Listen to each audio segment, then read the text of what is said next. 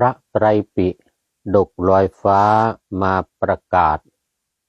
วัดพระธาตุดอยสุเทพทานกุศลอำนวยธรรมทานแก่มวลชน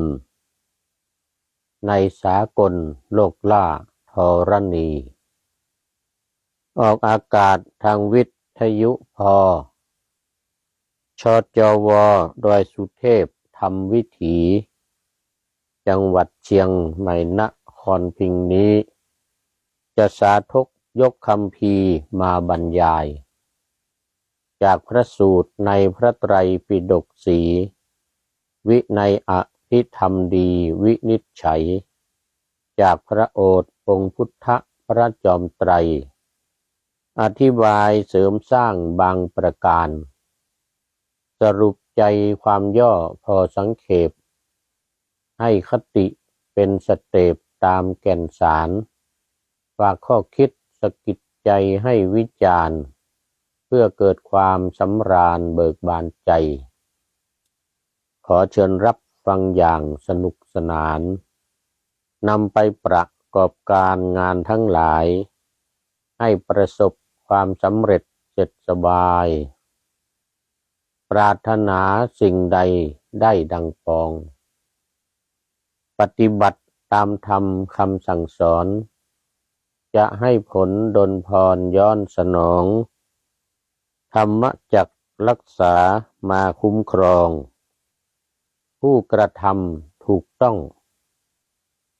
ท่านผู้ฟังทั้งผองตลอดไปท่านผู้ฟังอาจได้ยินสิ่งที่ยังไม่เคยฟังมาก่อนแต่ตอนไหน2เคยฟังแต่ยังเคล้าไม่เข้าใจ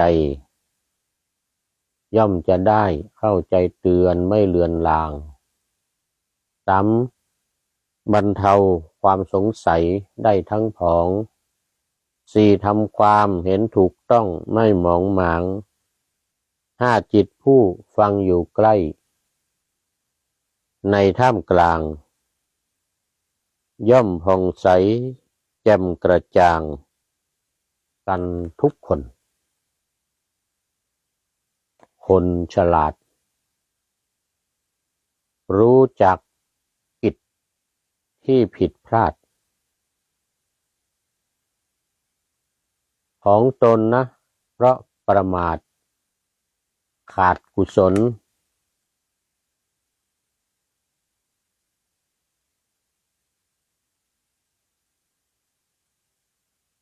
ในอดีต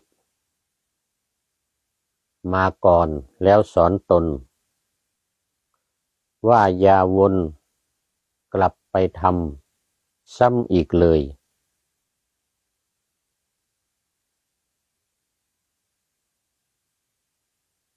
แต่ว่าคนฉลาดครันกว่านั้นหนอไม่ต้องรอความผิดจริงอยู่นิ่งเฉยเอาความผิดของคนอื่นขึ้นมาเกยแล้วเฉลยสอนตนจึงพ้นภัยขอถวายความนอบน้อมแด่องค์สมเด็จพระสัมมาสัมพุทธเจ้าขอถวายความเคารพพระมหาเถระพระเถรานุเถระเจ้าคณะพระสังฆาธิการทั่วโลกอันมีพระเดชพระคุณพระธรรมเสนาบดีรองเจ้าคณะภาค7วัดพระธาตุดอยสุเทพเป็นต้นและขออำนวยพรแด่ท่านผู้ฟังท่านผู้ชมสาธุชนพุทธบริษัททั้งหลายวันนี้รายการพระไตรปิฎกลอยฟ้าก็ลอยมาจากประเทศไอร์แลนด์ประเทศอังกฤษเหมือนเดิมวันนี้ผู้พูดว่า พักอยู่ประจำที่วัดพุทธมหาธาตุ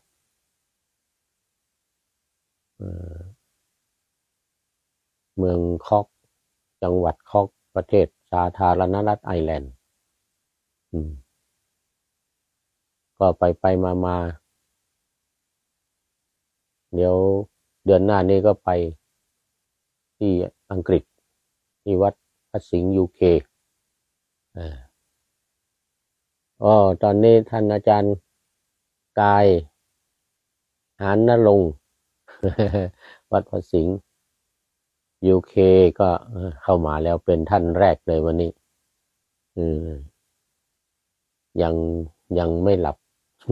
ยังไม่หลับไม่นอน ตอนนี้กำลังเตรียมงานหนักเดือนหน้านี้ก็จะมีการวางศิลาฤกษ์สร้างฐานพระเจดีย์วันที่23 มิถุนายนที่จะถึงนี้เลยตอนนี้ตี 1 ตี 2ยังไม่นอนกันเลย สาธุสาธุเนี่ย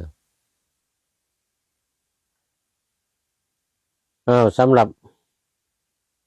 พระไตรปิฎกวันนี้ก็อยู่ในสูตรที่10สูตรสุดท้ายในอนุปัฏฐวรรคพระสุตตันตปิฎกเล่มที่14ทีมัชฌิมนิกายอุปริปันธาตมีอยู่3ปันธาตนะมูลปันธาตมัชฌิมปันธาตแล้วก็อุปริปันธาต ปันธาตต้นหน่วยต้นหน่วยกลางหน่วยสูงอุปริเบื้องบนอุปริแปลว่าเบื้องบนหน่วยที่สูงสุดละมีอยู่3หน่วยนี่แหละ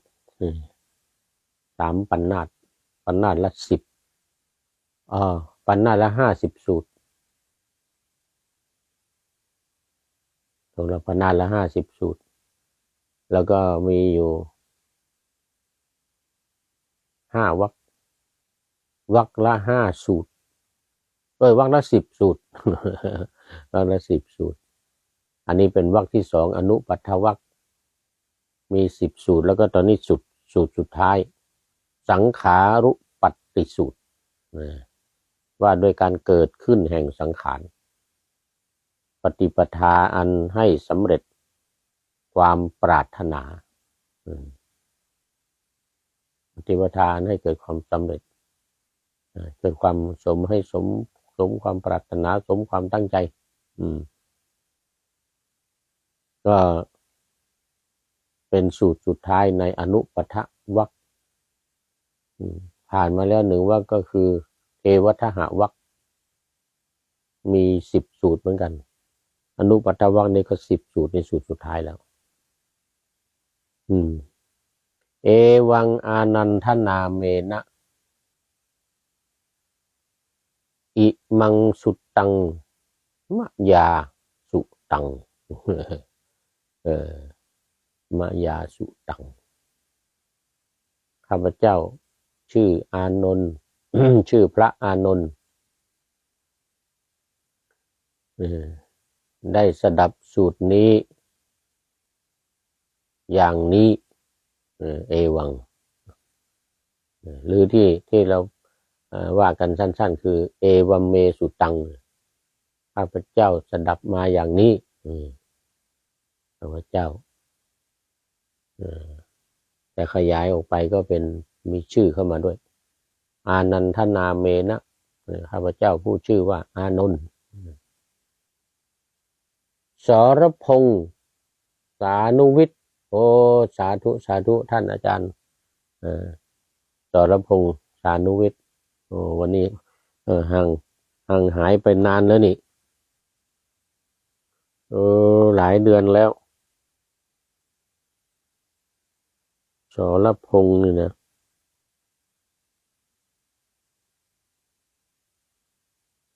สรพงษ์สานุวิทย์ขอบคุณมากครับเนี่ย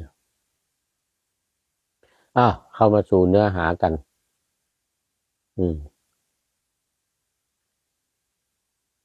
สมัยหนึ่งพระผู้มีพระภาคประทับอยู่ณพระเชตวันอารามของท่านอนาถบิณฑิกเศรษฐีกรุงสาวัตถีอันนี้ทุกท่านก็จำกันหมดแล้ว ก็ขึ้นว่าเชตวันนี่ก็จำกันแล้วนะแต่มันมี2 วัดนะมีที่วัดใหญ่อีกวัด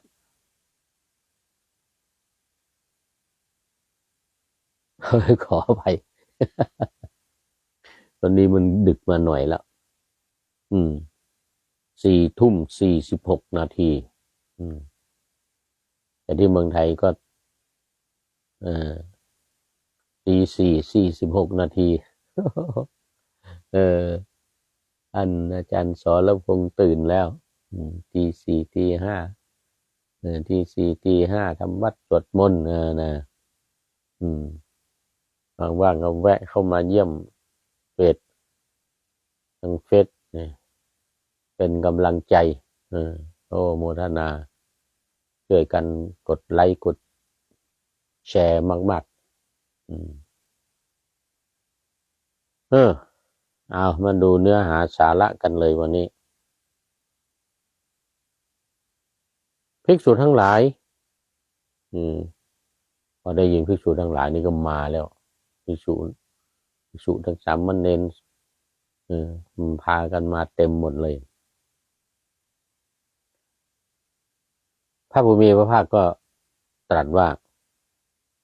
เราจะแสดงความเกิดขึ้นแห่งสังขาร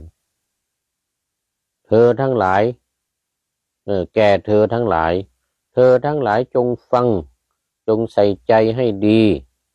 เราจะกล่าวสไตล์เดิม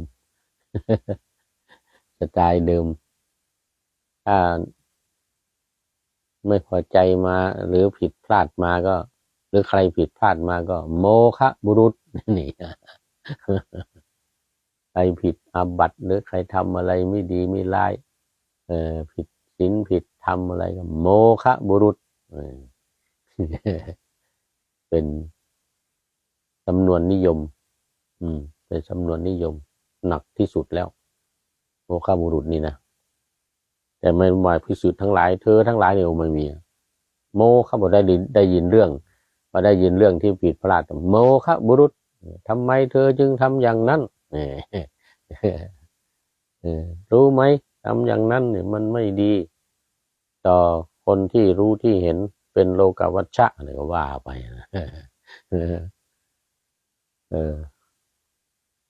อันนี้ก็เหมือนกันเธอทั้งหลายจงตั้งใจฟังเราจะกล่าวภิกษุเหล่านั้นก็ทูลรับสนองพระดำรัสของพระผู้มีพระภาคพระองค์จึงได้ตรัสเรื่องนี้ว่าข้อ161ล่ะพระไตรปิฎกฉบับมหาจุฬานะเล่มสีฟ้าข้อ161หน้าที่เท่าไหร่น่ะหน้า208หน้า208มี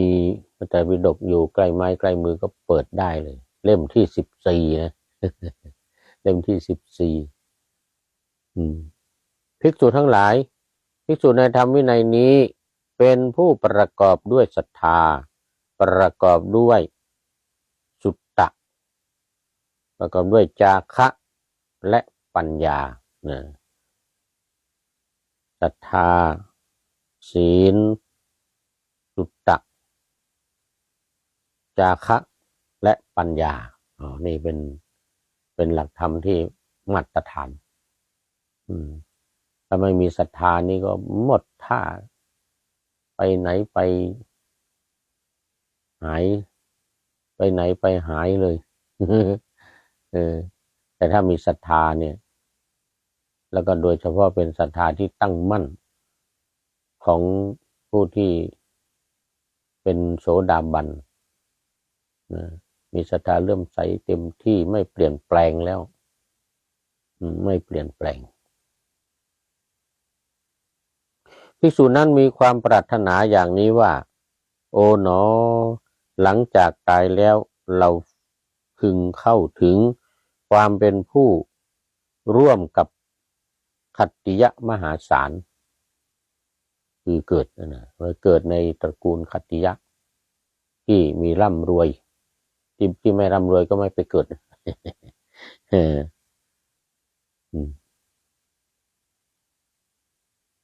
ภิกษุนั้นมีความปรารถนาอย่างนี้ว่าโอ๋หนอหลังจากตายแล้วเราจะพึงเข้าถึงความเป็นผู้อยู่ร่วมกับขัตติยะมหาศาลเพราะว่าตั้งใจอธิษฐานจิตตั้งมั่นเจริญมั่นสังขารและวิหารธรรมเหล่านี้อันเธอเห็นเธอเจริญทำให้มากแล้วอย่างนี้ก็เป็นไปเพื่อความเกิดขึ้นในขัตติยะมหาศาลนั้นได้ภิกษุทั้งหลายมรรคนี้ปฏิปทานนี้เป็นไปเพื่อความเกิดขึ้น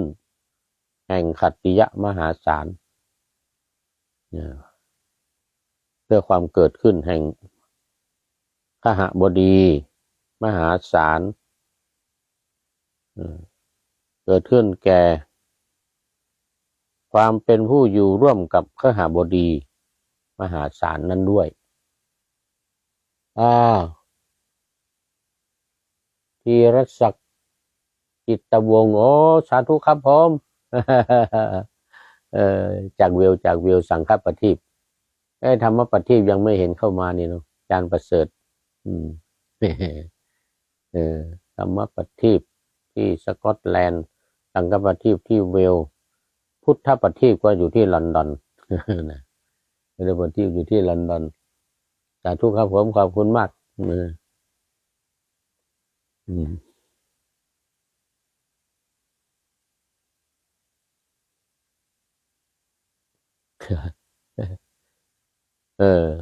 เดี๋ยวนี้ไม่เหมือนแต่ก่อนแล้วเพราะว่ามันเวลาเมืองไทยมันห่างกันแค่6 ชั่วโมงไม่7 ชั่วโมงเหมือนแต่ก่อนแต่ก่อนนี้ยังไม่ง่วงเนาะเที่ยงคืนตี 1 ตี 2เนี่ยโอ้สบายแต่เดี๋ยวนี้ไม่ไหวละ8 นาฬิกาเนี่ยนู้นเนี่ยตี 2นู่นน่ะตี 2นะเธอตั้งจิตนั้นอธิษฐานจิตนั้นเจริญจิตนั้นสังขารและวิหารธรรมเหล่านั้นอันประเสริฐเธอเจริญทำให้มากแล้วอย่างนี้เป็นไปเพื่อความเกิดขึ้นในคหบดีมหาศาลนั้นได้ภิกษุทั้งหลายมรรคนี้ปฏิปทานนี้เป็นไปเพื่อความเกิดขึ้นในคหบดีมหาศาลนั้นมหาศาลนั้นต่อไปเป็นข้อ163อีกประการหนึ่งภิกษุเป็นผู้ประกอบด้วยศรัทธาประกอบด้วยศีลและประกอบด้วยจาคะสุตะจาคะและปัญญาภิกษุนั้นได้พึงฟังว่าเทพชั้นจาตุมมหาลาชิกามีอายุยืนมีผิวพรรณผ่องใสมีความสุขมากภิกษุนั้นมีความปรารถนาอย่างนี้ว่าโอ๋หนอสังขารโอ๋หนอหลังจากตายแล้วเราพึงเข้าถึงความเป็นผู้อยู่ร่วมกับเทพชั้นจาตุมมหาราชเธอตั้งจิตนั้นอธิษฐานจิตนั้นเจริญจิตในสังขารและวิหารธรรมเหล่านั้นอันเธอเจริญทำให้มากแล้วอย่างนี้เป็นไปเพื่อความเกิดขึ้นในเทพชั้นจาตุมมหาราชนั้นได้ภิกษุทั้งหลายมรรคนี้ปฏิปทานนี้เป็นไปเพื่อความเกิดขึ้นในเทพชั้นจาตุมมหาราชนั้น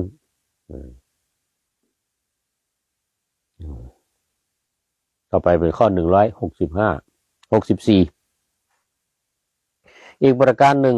ภิกษุเป็นผู้ประกอบด้วยศรัทธาประกอบด้วยศีลสุตตะจาคะและปัญญาภิกษุนั้นได้พึงฟังว่า ทพชั้นดาวดึงส์เทพชั้นยามาชั้นดุสิตและเทพชั้นนิมมานรดีหรือเทพชั้นปรนิมิตวัสวัตตีมีอายุยืนมีผิวพรรณผ่องใสมีความสุขมากภิกษุนั้นก็มีความปรารถนาว่าโอ๋หนอหลังจากตายแล้วเราจะพึงถึงความเป็นผู้ร่วมอยู่กับเทพชั้นปรนิมิตวัสวัตดีเธอตั้งจิตนั้นอธิษฐานจิตนั้นเจริญจิตนั้นสังขารและวิหารธรรมเหล่านั้นอันเธอเจริญทำให้มากแล้วอย่างนี้เป็นไปเพื่อความเกิดขึ้นในเทพชั้นปรนิมิตวัสวัตดีนั้นใช้ภิกษุทั้งหลายมรรคนี้ปฏิปทานนี้เป็นไปเพื่อความเกิดขึ้นในเทพชั้นเนรมิตต่อไปเป็นข้อ165อีกประการหนึ่งภิกษุเป็นผู้ประกอบด้วยศรัทธาประกอบด้วยศีลประกอบด้วยสุตตะแล้วก็ประกอบด้วยจาคะในการประกอบปัญญานี่มันก็ไม่ใช่ว่ามันจะมีง่ายๆมันมีขั้นตอนอยู่นะนี่ข้อ165อีกประการหนึ่งภิกษุผู้ประกอบด้วยศรัทธาประกอบด้วยศีลประกอบด้วยสุตตะประกอบด้วยจาคะปัญญาภิกษุนั้นได้ฟังว่าสหัสพรหมมีอายุยืนมีผิวพรรณผ่องใสมีความสุขมากกว่าใครๆแผ่ไปตลอด10 โยชน์อยู่ไม่ไกลทั้งทางบกทางเรือทั้งทางบกและทั้งทางเรือประกอบด้วยศีลนี่ก็คือว่าประกอบด้วยสุตตะประกอบด้วยจาคะสุตตะคือการฟังได้ฟังแล้วจาคะก็คือการสดับรับฟังละคายผิวหนังกำลังเป็นไปอีกประการหนึ่งภิกษุประกอบด้วยศรัทธาประกอบด้วยศีลสุตตะจาคะและปัญญาภิกษุนั้นได้ฟังว่าโสรสพรหมมีอายุยืนมีผิวพรรณผ่องใสมีความสุขมากสหัสพรหมน้อมจิตแผ่ไปตลอด1,000 กิโลเมตร1,000 กิโลเมตรโดยโลกธาตุอยู่แม้สัตว์ทั้งหลายที่เกิดแล้วในชั้นสหัสพรหมนั้นเมื่อเห็นแล้วก็รีบแจ้งให้กับเทพธิดาองค์นั้นว่าจะต้องจุตินะนี่ท่านอาจารย์ให้เอาผ้ามาแล้วเมื่อกี้เอาแจกมาแล้ว มันไม่หนาวแล้ว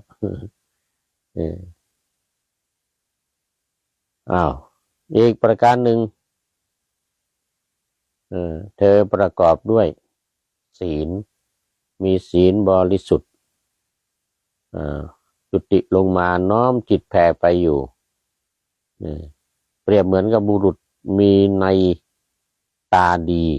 วางแผนละทุ่งผล1 ไร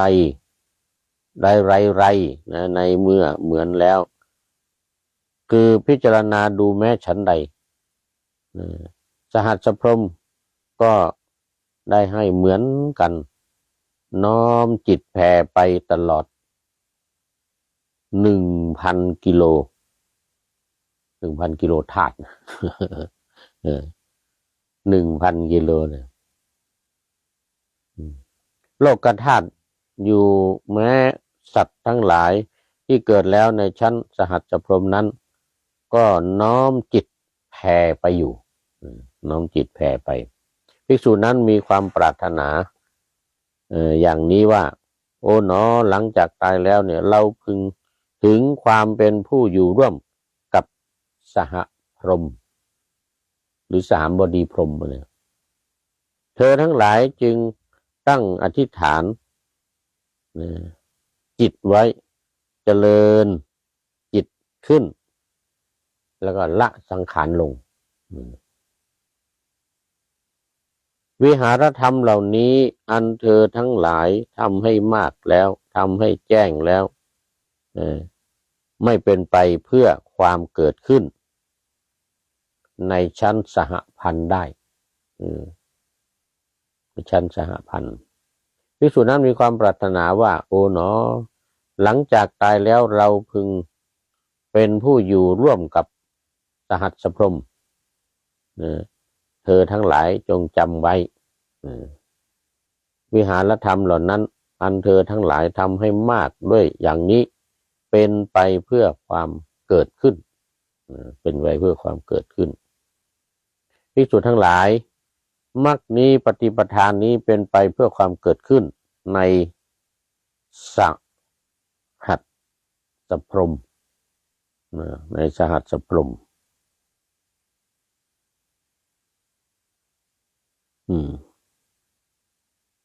ต่อไปเป็นข้อที่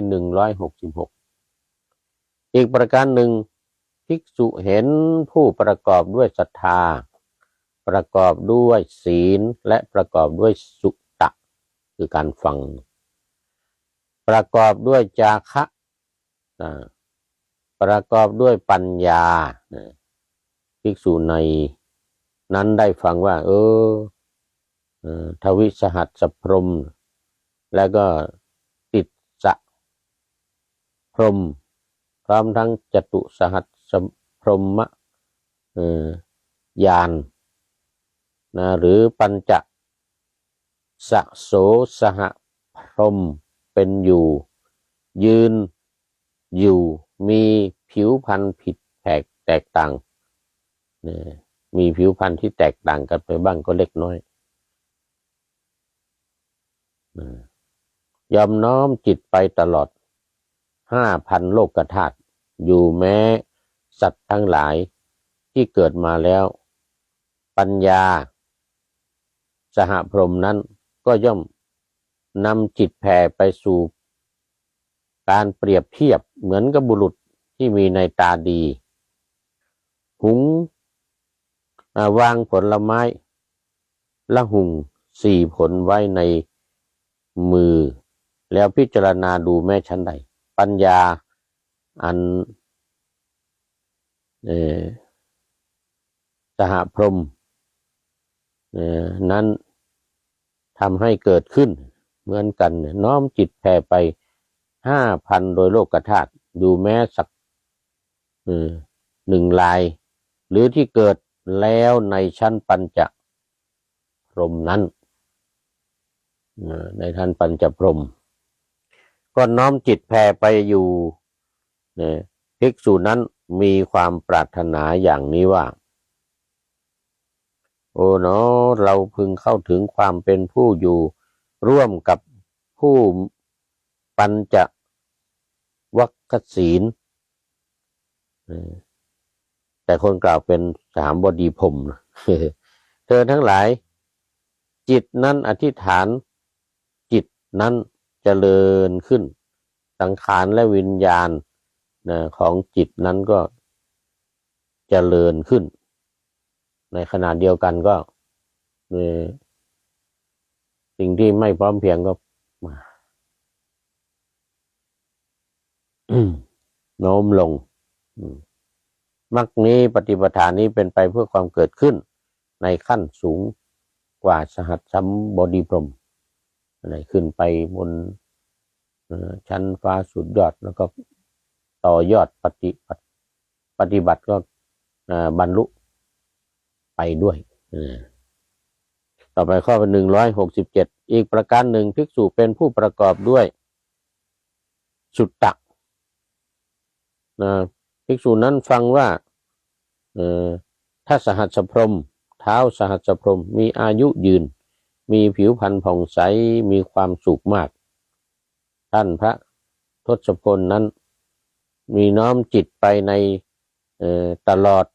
10,000 จักรวาลหรือ10,000 โลกธาตุแม้สัตว์ทั้งหลายที่เกิดแล้วในสมรภูมินั้น สหัสพรหมนั้นก็น้อมจิตเข้าไปอยู่เปรียบเหมือนแก้วในแก้วไพฑูรย์แก้วไพฑูรย์งามโชติช่วงอันเจียระไนด้วยวางไว้แล้ววางไว้แล้วบนผ้ากำพลหรือผ้าที่ย้อมส่องแสงในเรื่องไพโรจน์แม้ฉันใดเรื่องไพโรจน์ตลอดสหัสพรหมก็ฉันนั้นเหมือนกันย่อมน้อมจิตไปแผ่ไปตลอด10 ทิศซ้ายขวาหน้าหลังแล้วก็ข้างล่างข้างบนภิกษุนั้นมีความประพฤติอย่างนี้ว่าโอ๋หนอหลังจากตายแล้วเราพึงเข้าถึงความเป็นอยู่ร่วมกับสหัสพรหมเธอนั้นตั้งจิตนั้นอธิษฐานได้มั่นเจริญจิตนั้นสังขารและวิหารธรรมนั้นอันเธอเจริญทำให้มากแล้วอย่างนี้เป็นไปเพื่อความเกิดขึ้นในชั้นสหัสพรหมนั้นได้ภิกษุทั้งหลายมรรคนี้ปฏิปทานนี้เป็นไปเพื่อความเกิดขึ้นในสวรรค์ชั้นสหัสพรหมเพราะว่าเทวดามันมีหลายชั้น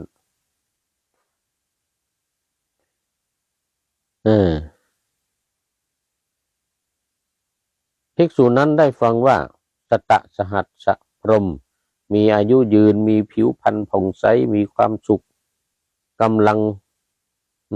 สดสหัส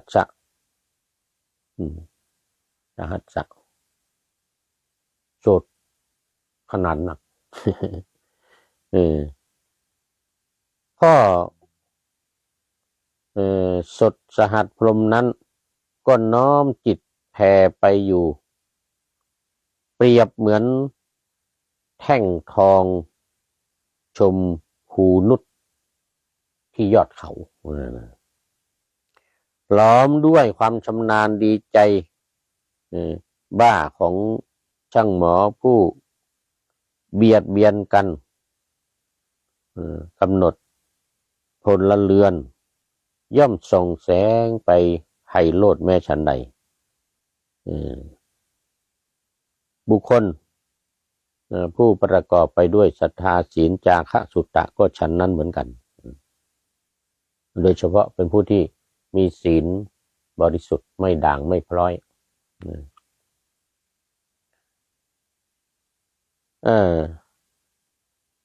ขั้นสตสหัสพรหมนั้นก็น้อมจิตไปอยู่เปรียบเหมือนกับแท่งดอกชมพูนุชแท่งทองชมพูนุชที่เขาล้อมด้วยความชำนาญดีในบ้านของช่างทองผู้ฉลาดแล้ววางไว้บนผ้ากำพลวางไว้บนผ้ากำพล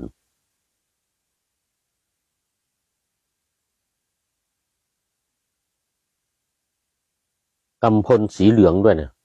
ย่อมส่องแสงเรืองไพโรจน์แม้ชั้นใด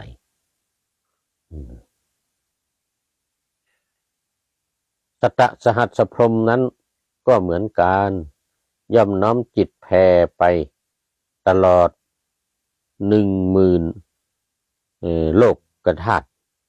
อยู่แม้สัตว์ทั้งหลายที่เห็นแล้วในสตสหัสวรรคนั้นก็น้อมจิตแผ่ไปอยู่ภิกษุนี้แล้วภิกษุนั้นมีความปรารถนาอย่างนี้ว่าโอ๋หนอหลังจากตายแล้วเราพึงเข้าถึงความเป็นผู้อยู่ร่วมกับสตสหัสพรหมเธอตั้งจิตอย่างนั้นอธิษฐานจิตอย่างนั้นเจริญจิตอย่างนั้นสังขารและวิหารธรรมเหล่านั้นอันเธอเจริญทำให้มากแล้วอย่างนี้เป็นไปเพื่อความเกิดขึ้นในชั้นสตสหัสพรหมนั้นได้ภิกษุทั้งหลายมรรคนี้ปฏิปทานนี้ เป็นไปเพื่อความเกิดขึ้นในชั้นตตะสหัสสพรหมนั้นที่ว่าน้อมจิตไปนี่ก็คือว่าหมายถึงว่าการที่แผ่ไปในห้าอย่างคือหนึ่งการแผ่ไปด้วยจิตคือการรู้จิตของหมู่สัตว์การแผ่ไปด้วยแสงสว่างรัศมีของสรีระออกไป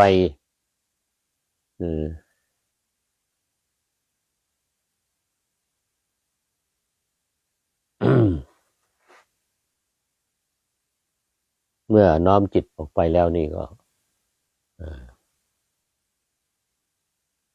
แบตเตอรี่ต่ำ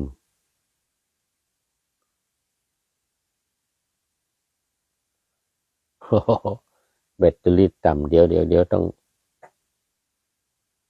แป๊บหนึ่ง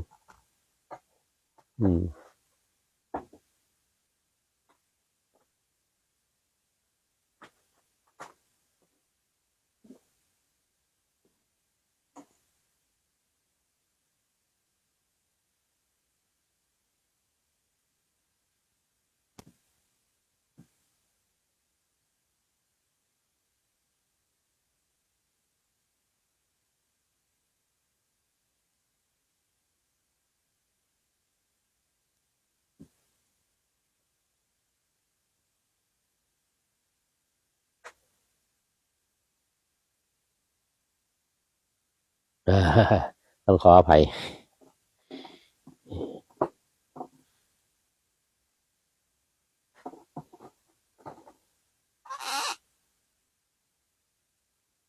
ขออภัยดีมองไม่เห็นถ้ามองถ้าไม่ได้มองไม่เห็นก็ดับไปเลยนะนี่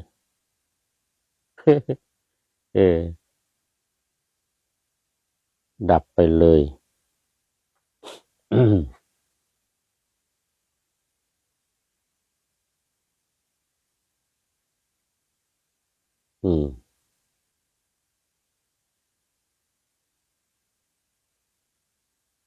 แล้วคราวนี้ก็มาถึงข้อ169อีกประการหนึ่งภิกษุเป็นผู้ประกอบด้วยศรัทธาประกอบด้วยศีลสุตตะจาคะและปัญญาภิกษุนั้นได้ฟังว่าเทพชั้นอาภาเทพชั้นปริตตาภาเทพชั้นอัปปมานาภาหรือเทพชั้นอาภัสรามีอายุยืนมีผิวพรรณผ่องใสมีความสุขเป็นกำลังภิกษุนั้นมีความปรารถนาว่าโอ๋หนอหลังจากตายแล้วเราพึงเข้าถึงความเป็นอยู่ร่วมกับเทพชั้นอาภัสราเธอตั้งจิตนั้นอธิษฐานจิตนั้นเจริญจิตนั้น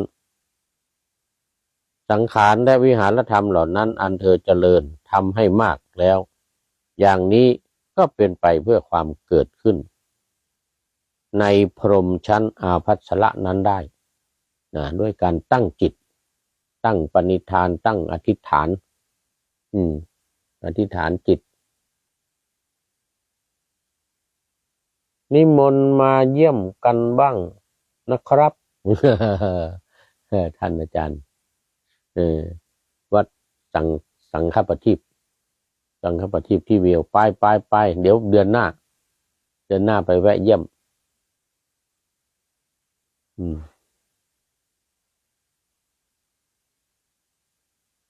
คงไม่หนาวแล้วนะเดือนหน้านี้ไม่หนาวละเดือนหน้านี้จะร้อนแต่ว่าที่ไอร์แลนด์นี่ก็ขึ้นลงอยู่อย่างนี้วันนี้ก็12 องศา12 องศาต่ำสุดสูงสุด15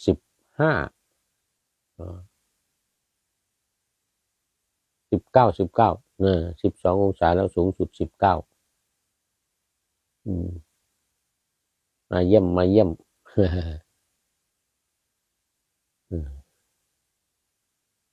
ปีที่แล้วซื้อตั๋วไว้แล้ว ว่าจะไปจากนู่นเลยเนี่ยเลสเตอร์ที่อาจารย์บูมที่เลสเตอร์นะซื้อตั๋วเรียบร้อยแล้วปรากฏว่าไปไม่ได้มันสไตรค์รถไฟสไตรค์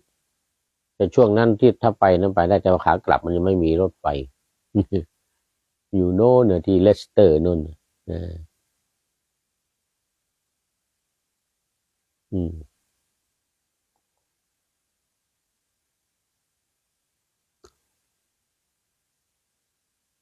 อืมเอาแล้วต่อเ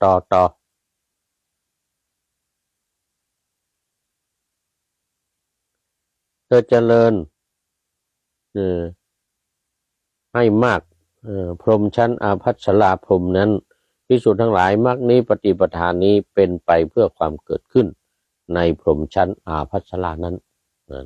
ด้วยอนุภาพแห่งการตั้งจิตตั้งอธิษฐานจิตต่อไปข้อ170อีกประการหนึ่งภิกษุผู้ประกอบด้วยศรัทธาศีลสุตตะจาคะปัญญาได้ฟังว่าเทพชั้นสุภกินนหาเทพชั้นปริตตสุภาเทพชั้นอัปปมาณสุภาหรือเทพชั้นสุภกินนหามีอายุยืนมีผิวพรรณผ่องใสภิกษุทั้งหลายมรรคนี้ปฏิปทานนี้เป็นไปเพื่อเกิดขึ้นในเทพชั้นสุภกินนหานั้นคราวนี้สามเณรน้อยเข้ามาแล้วสาธุสาธุกราบสาธุครับผมนะอากาศยังร้อนมากครับโอ้วัดป่าแดงมหาวิหารเออก็อำเภอเมืองก็อากาศร้อนมากแต่ยังไม่มีใครรายงาน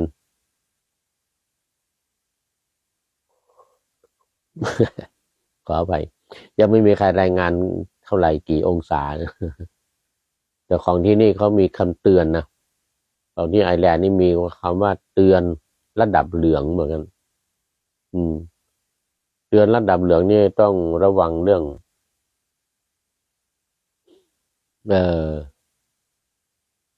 ฟ้าคำรามหรือว่าฟ้าร้องเนี่ยนะ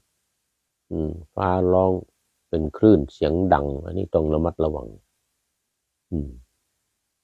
นี่เขาเรียกว่าเตือนระดับเหลืองนะ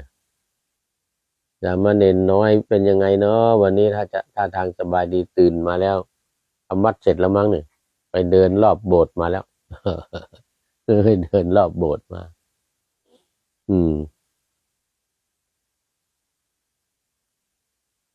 เทพชั้นสุภกินนหามีอายุยืนมีผิวพรรณผ่องใสภิกษุทั้งหลายมรรคนี้ปฏิปทานนี้เป็นไปเพื่อความเกิดขึ้นในเทพชั้นสุภกินนหานั้นตามคำอธิษฐานต่อไปข้อ171อีกประการหนึ่งภิกษุเป็นผู้ประกอบด้วยศรัทธาเป็นต้นได้ฟังมาว่าเทพชั้นเวหัพพลาเทพชั้นอวิหาเทพชั้นอัตตปปาเทพชั้นสุทัสสาและสุทัสสี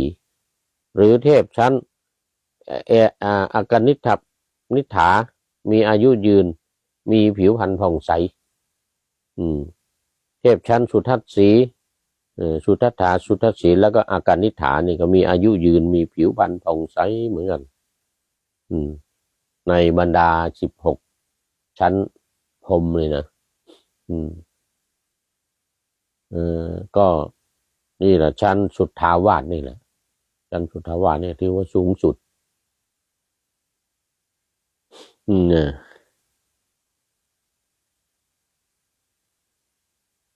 สุทัสสาสุทัสสีมันมีอยู่5นะสุทัสสาสุทัสสีกานิฐานี่3แล้วชั้น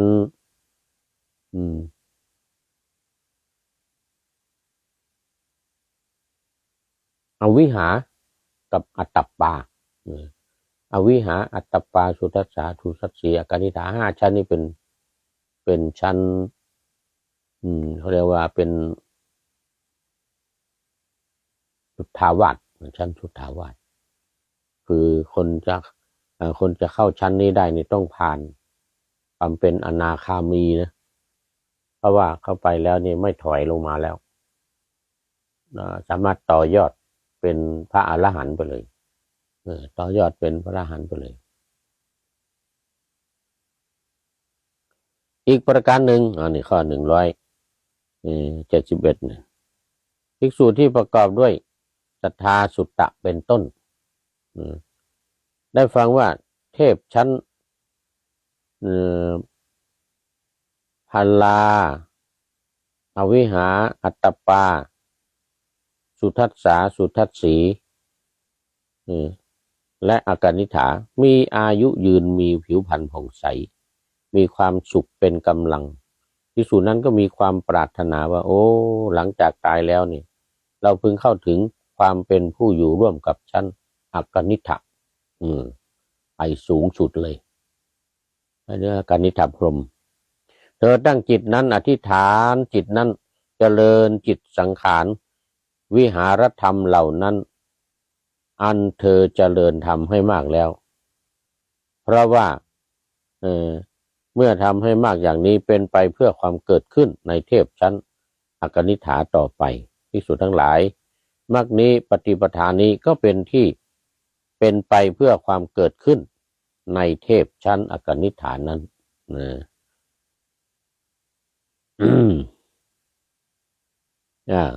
ต่อไปข้อ172สูตรเดิมสังขารูปปัตติสูตรอีกประการหนึ่งภิกษุเป็นผู้ประกอบด้วยศรัทธาประกอบด้วยศีลเป็นต้นเทพผู้เข้าถึงอากาสานัญจายตนะมีอายุยืนดำรงอยู่นานมีความสุขมากภิกษุทั้งหลายนั้นมีความปรารถนาอย่างนี้ว่าโลโอหนอหลังจากตายแล้วเราพึงเข้าถึงความเป็นผู้ที่อยู่ร่วมกับเทพผู้เข้าถึงอากาสานัญจายตนะภิกษุทั้งหลายมรรคนี้ปฏิปทานนี้เป็นไปเพื่อความเกิดขึ้นในเทพผู้เข้าถึงชั้นอากาสานัญจายตนะนั้นได้โดยการตั้งจิตอธิษฐานอากาสานัญจายตนะก็เป็นชั้นที่5ไม่ใช่เป็นองค์ฌาน5 4 5 6 7 8ไอ้ที่ว่าเข้าถึงอากาสานัญจายตนะเนี่ยก็หมายถึงว่าเข้าองค์ฌานที่5ที่6ที่7ที่8ว่าไปองค์ฌานที่5เนี่ยก็คือเข้าถึงอากาสานัญจายตนะข้อที่6ก็วิญญาณัญจายตนะข้อที่7ก็เป็นข้อที่8เนวสัญญานาสัญญายตนะเหล่านี้เป็นชั้นอยู่เขาเรียกว่าอยู่เหนือสังโยชน์เบื้องต่ำก้าวขึ้นสู่สังโยชน์เบื้องสูงอีกประการหนึ่งภิกษุผู้ประกอบด้วยศรัทธาเป็นต้นได้ฟังว่าเทพผู้เข้าถึงอากินจัญญายตนะเข้าถึงชั้นที่ไม่มีอะไรมีความรู้สึกว่าว่างเปล่านี่เขาเรียกว่า เป็นเทพชั้น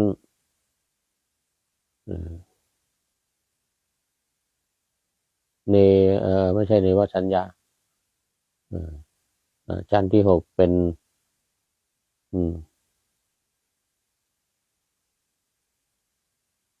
อากินเดี๋ยวไม่ใช่อากินจัญญายตนะอากินจัญญายตนะมันที่7มันที่7ที่8จะเป็นเนวสัญญานะสัญญายตนะส่วนอันที่6เนี่ยก็เป็นวิญญาณัญจายตนะ วิญญาณัญจายตนะภิกษุทั้งหลายมรรคนี้ปฏิปทานนี้เป็นไปเพื่อความเกิดขึ้นในเทพผู้เข้าถึงวิญญาณัญจายตนะพรหมวิญญาณัญจายตนะอีกประการหนึ่งภิกษุผู้ประกอบด้วยศรัทธาเป็นต้นได้ฟังว่าเทพผู้เข้าถึงวิญญาณัญจายตนะผู้มีอายุยืนดำรงอยู่นานมีความสุขมากภิกษุทั้งหลาย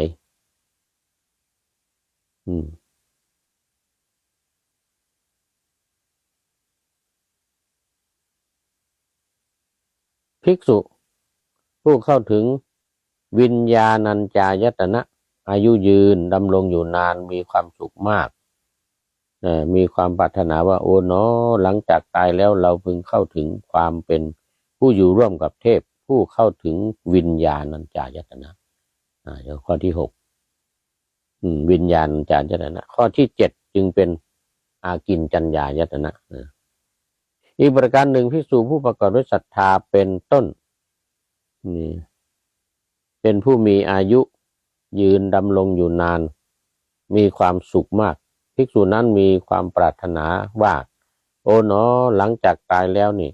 เราพึงเข้าถึงความเป็นผู้อยู่ร่วมกับเทพผู้วิญญาณัญจายตนะเป็นต้นเหล่านั้นอันนี้ก็เป็นขั้นเบื้องต้นต่อไปจะเป็นขั้นใหญ่แต่ว่าดูไปดูมาเวลาของเราหมดพอดีเวลาหมดแล้วเอาไว้คงแค่นี้ก่อน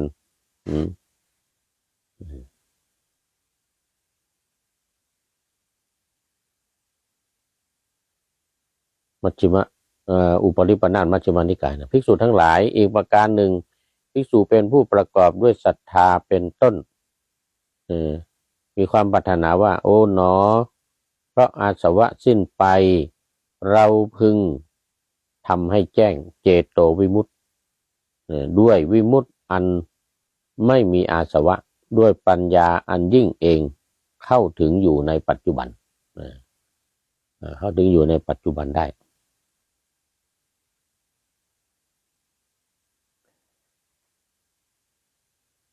มาข้อสุดท้ายนะทีนี้ภิกษุทั้งหลายอีกประการหนึ่ง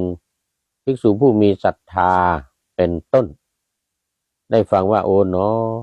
เพราะอาสวะสิ้นไปเราจึงทำให้แจ้งเจโตวิมุตติปัญญาวิมุตติอันมีอาสวะด้วยปัญญาอันยิ่งของเขาถึงอยู่ในปัจจุบันอาสวะสิ้นไปภิกษุนั้นจึงทำให้แจ้งเจโตวิมุตติปัญญาวิมุตติอันไม่มีอาสวะได้ด้วยปัญญาอันยิ่งของตนเองซึ่งเข้าถึงอยู่ในปัจจุบันพระผู้มีพระภาคได้ตรัสภาษิตนี้แล้วภิกษุเหล่านั้นมีใจยินดีต่างชื่นชมพระภาษิตของพระผู้มีพระภาคดังนี้แลสังขารุปปัตติสูตรที่10ก็จบอนุปทาวรรคซึ่งเป็นวรรคที่2ก็จบอนุปทาวรรคต่อไปจะเป็นวรรคใหม่แล้วจะเป็นเรื่องใหม่ส่วนเป็นเรื่องอะไรนั้นเอาอุบไว้ก่อนอุบไว้ก่อนอันนี้ก็โมทนากับทุกท่านสุดท้ายสามเณรสังเหลือเข้าสู่เส้นชัยแล้วทีนี้ทุกทีมาทีหลังไม่ทันเพื่อนขอนำรายการพระไตรขอนำพระไตรปิฎกลอยฟ้าไปจากผู้ฟังทั้งหลายในโลกล่าวันต่อไปจะได้จรย้อนกลับมาสู่สถานีใหม่ให้ท่านฟังอย่าลืมเปิดวิทยุหรือเครื่องรับโทรศัพท์โมบายคอมพิวเตอร์ผังเปิดYouTube เฟซไลน์ให้ดังๆเพื่อชมฟังรายการวันต่อไปขอทุกท่านมีความสุขทุกคืนวันนำธรรมะประกอบการงานทั้งหลาย เช่นขยันทำงานวาจากาย ใจขวนขวายกิจการงานนานาบำเพ็ญสาธารณประโยชน์เว้นสิ่งที่มีโทษโหดเยี่ยงสาประกอบแต่กรรมดีมีราคาแสวงหาเงินทองครองใจคนเสียสละพลทรัพย์นับมากน้อยไม่ให้ล้านก็ให้ร้อยไม่ด้อยผลเอื้อคนรวยช่วยคนยากฝากคนจนให้ทุกคนเท่ากันมาตรฐานเดียวขอเจริญพร